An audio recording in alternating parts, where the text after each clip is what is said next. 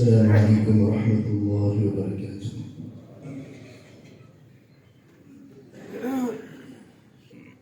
أعوذ بالله من الشيطان الرجيم.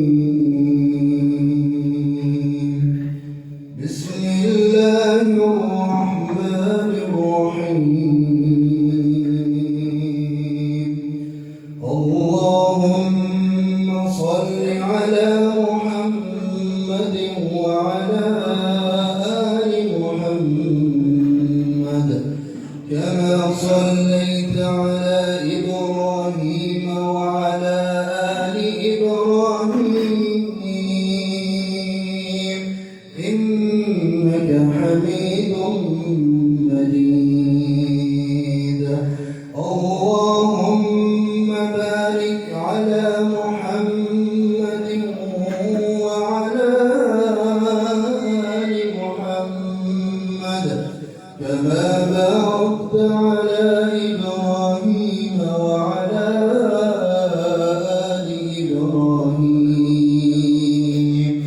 إنك حميد مجيد. سمعنا شيخنا حافظ عبد العزيز بن أحمد الله العلمي قال حدثنا أبو عبد الله محمد أعظم بن فضل الدين الجندلمي قال حدثنا عبد المنان بن شرف الدين الوزيربادي قال حدثنا السيد المحدث نذير حسين الدهلمي قال حدثنا الشاه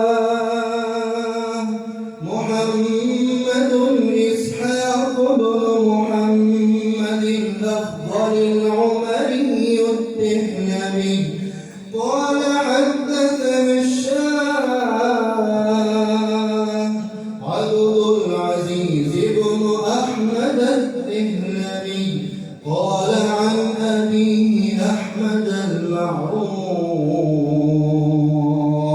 بشاه ولي الله العمري الدهلمي قال حدثنا محمد بن إبراهيم القردي المدني قال أخبرنا إبراهيم بن الحسن القردي عن أحمد بن محمد الخشاشي المالكي قال حدثنا أحمد بن عبد القدوس الشنابي قال حدثنا الشمس محمد بن أحمد بن حمزة الرملي عن شيخ الإسلام زكريا بن محمد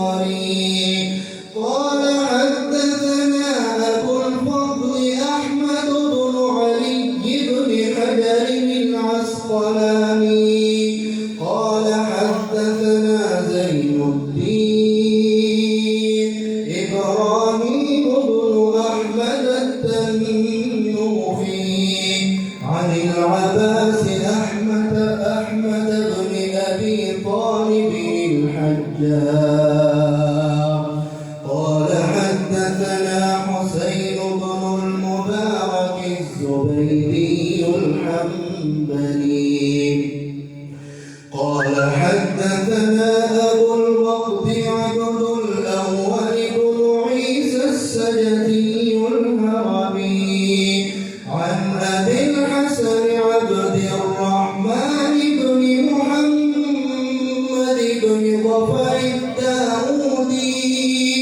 قال حدثنا أبو محمد عبد الله بن أحمد بن حمرين السرفسي قال حدثنا أبو عبد الله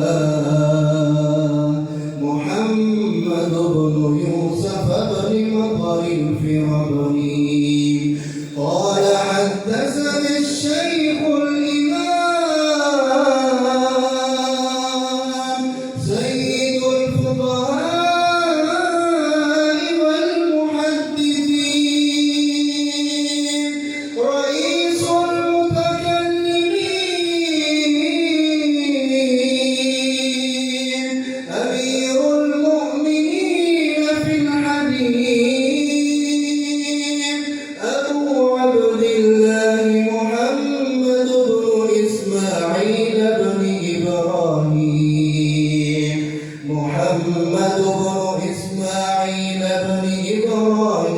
بن المغيرة الجعفي البخاري.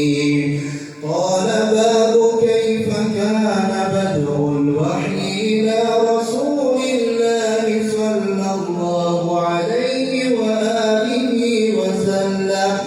وقول الله جل ذكره إنا أوحينا إليك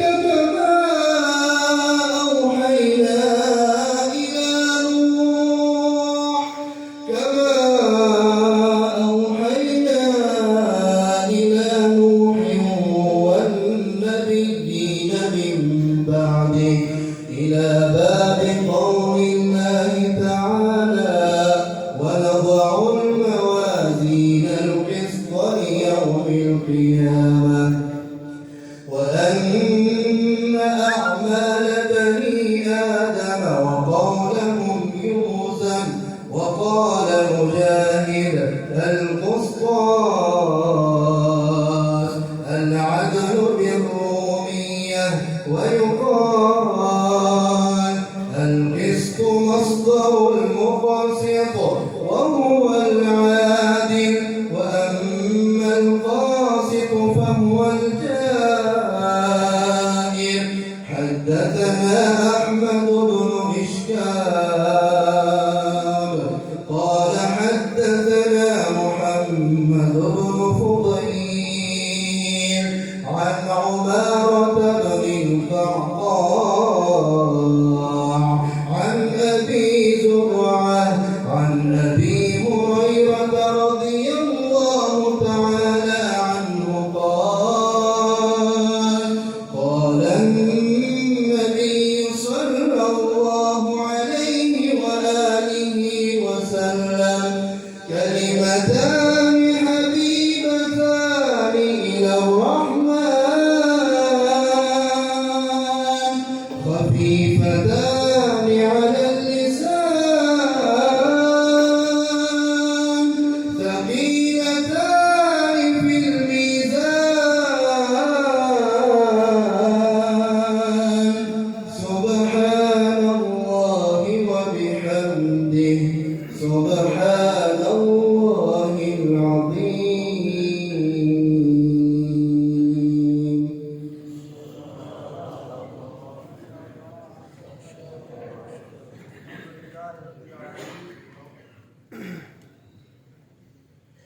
والصلاة